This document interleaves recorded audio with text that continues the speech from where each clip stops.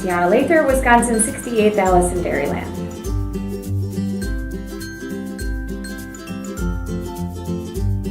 Going through the top candidate process, one of the things that I had not done before was develop talking points for a television interview.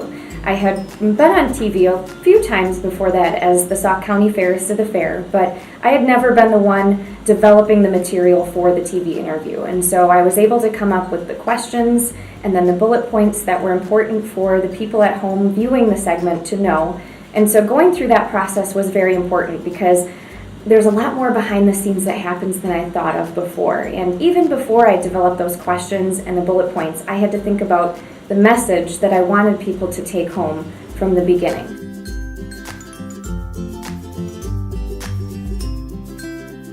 I think the overall takeaway message that I took from being a top candidate was developing confidence in the fact that I can indeed talk about agriculture and communicate it to the public.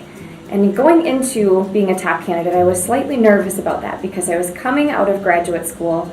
I had a very hard sciences background. I was involved in education, but it wasn't directly a communications position in the past. But I gained the confidence through the process that it's certainly possible to have a career in communications regardless of your background. We've had Alice's in the past that were nutritionists, food scientists, teachers. So a wide variety of backgrounds can take their knowledge within agriculture and develop skill sets that allow them to communicate the message of agriculture in a positive way.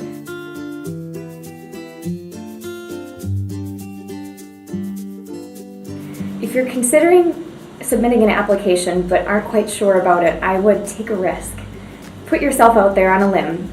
Because this process of becoming Alice in Dairyland, there's a destination at the end of it. One person is chosen as Alice, but leading up until that point in time, it's really a journey. And that's where the growth happens as a top candidate and as a person being involved in agriculture as well. So I've always been taught that it's really about the journey, and that's where we grow and change, and not necessarily the destination. So no matter the outcome, I always told myself that going into it, it would be a positive experience because I was able to do things that I've never done before, that I could test my limits and boundaries and learn something new and grow within agriculture, and perhaps take my skill set that might be different than someone else next to me and apply it in a unique way to communicating agriculture.